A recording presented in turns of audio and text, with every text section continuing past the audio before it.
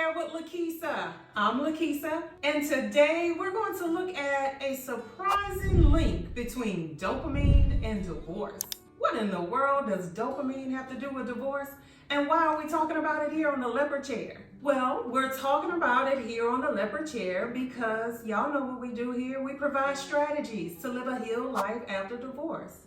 We here at the Leopard Chair care about your mental, emotional, spiritual, and financial health post-divorce. So if you've ever gone through a divorce and you feel like something is missing and I really can't put my hands on it, well, I'm talking about it here on the Leopard Chair. I'm not talking about missing your ex. I'm talking about internally feeling like something is missing from your life post-divorce. You could be feeling like a sense of freedom from divorce, but you still may feel like something is missing and you can't put your hands on it. That missing piece could very well be dopamine. Dopamine is that feel-good hormone. It's that neurotransmitter in our brain that we feel on a regular basis, especially when we're in love. When humans fall in love, there are regions of our brain that are rich in dopamine and they operate at high positive levels. So of course, when we experience breakup or divorce, then we have a decline in those hormones. Nobody told me this when I was going through a divorce, which is why I'm telling you this here, right now on the Leopard Chair. Dopamine helps to regulate your mood. Dopamine helps with our attention span and our ability to learn. Dopamine has a really strong, significant role in our psychological processes. It helps with regulating blood flow, digestion, and even in our kidney function. Dopamine is often called like that feel-good chemical. It's that feeling of reward, pleasure, motivation, and of course, as human beings, we love feeling that. We want to feel the motivation and reward. That's why we look for those likes on our social media channels and things like that. We get this from when we eat our favorite food or when we accomplish a goal. In life, our brain releases dopamine. It makes us feel happy. We feel motivated, and of course, we want to continue to do these things. But when we get divorced and we're not experiencing that dopamine that we felt when we were in love, then there's a dopamine deficiency. And when there's a deficiency in our body, and we have low dopamine levels, we could experience things like anxiety, mood swings, fatigue, low motivation, control issues, low libido, disturbing our sleep patterns. So what happens is, inadvertently, when we go through a divorce and we have a decrease in the dopamine, we automatically try and replace that dopamine. Naturally, our body replaces the dopamine with cortisol, which is that stress hormone. And then that causes us to feel anxiety or have health issues. So if you've been wondering why you've been feeling a certain way after your divorce, well, now you know. Your body wants to naturally replace the dopamine that you may have lost because you've gone through a divorce.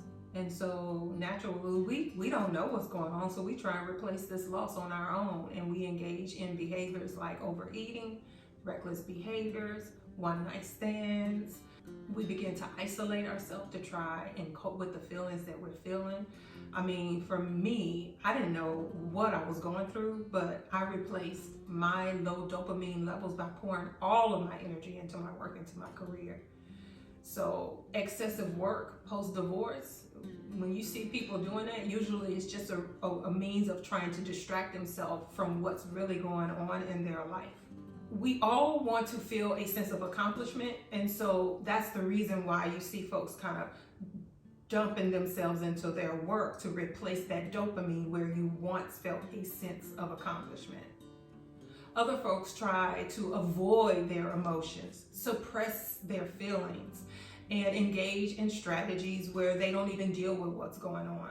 Divorcees also engage in or don't engage in what actually provides dopamine, which is that self-care. You hear me talk about it all the time.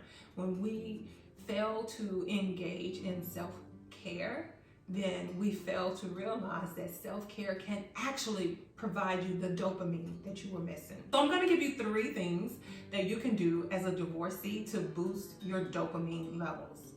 Number one, the first thing that you can do to boost your dopamine levels is to reconnect with your passions. Go back to the passion that you may have put on the back burner when you were married. Reconnect with your passion. Set some goals, achieve those goals, because as I mentioned earlier, when we experience a goal achievement, it provides a satisfaction, a motivation, and dopamine is released into our system. I want you to try stepping out of your comfort zone. Try things that you've never done before, whether it's traveling, taking up a new hobby, learning a new skill. Embrace new experiences. Doing so replaces the dopamine that you may have lost. A second way that you can boost dopamine levels post-divorce is by practicing gratitude. You've heard me say this before. Get in a place in your life where you cultivate a sense of gratitude for the positive things that are happening in your life.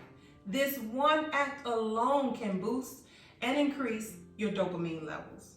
When we practice gratitude, the dopamine levels shoot through the roof. We also see this when we engage in acts of kindness. Acts of kindness can trigger the brain system and it releases dopamine. How do you do that? Consider volunteering at your church, volunteering at a shelter. All of those acts of kindness will help to boost your dopamine levels. I want you to use this time to self-reflect. Reflect on lessons that you've learned from your previous marriage and consider how you will apply those to your future. We want to make better choices. You want to put yourself in a place where you can heal post-divorce, and now is the time to do it.